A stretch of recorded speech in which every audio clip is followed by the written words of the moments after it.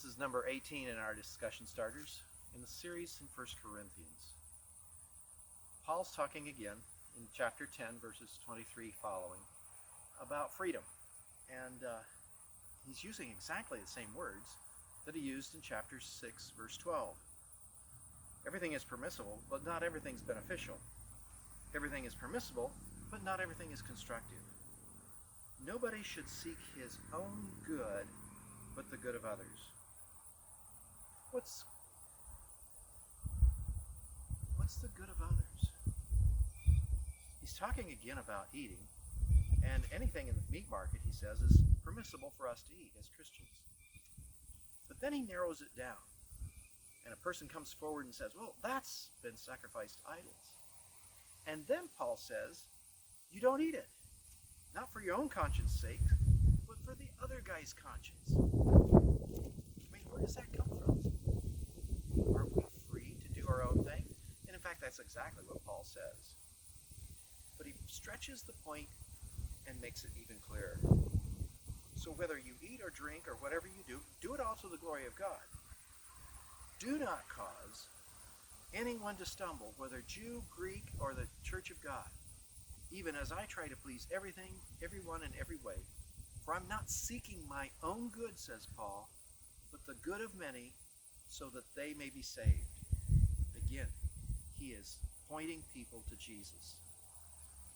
And it reminds me of Mark chapter 12, where Jesus was asked about what's the most important commandment.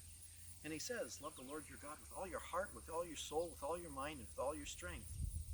And then he adds, and the second is like unto it, love your neighbor as yourself. Which means we're to love our neighbors as much as we love ourselves.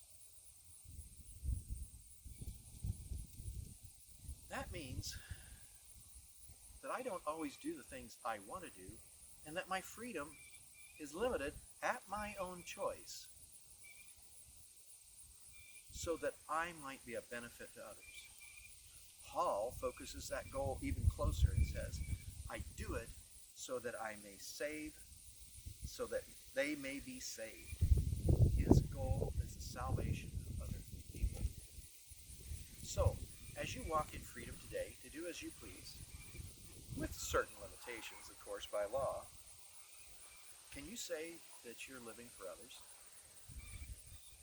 And that comes very pointed in this day and time, especially with these lovely garments that we're using in the midst of COVID-19. And just nudge the people who are saying, I won't wear it for any reason, to remember that there are people vulnerable in our midst that we love.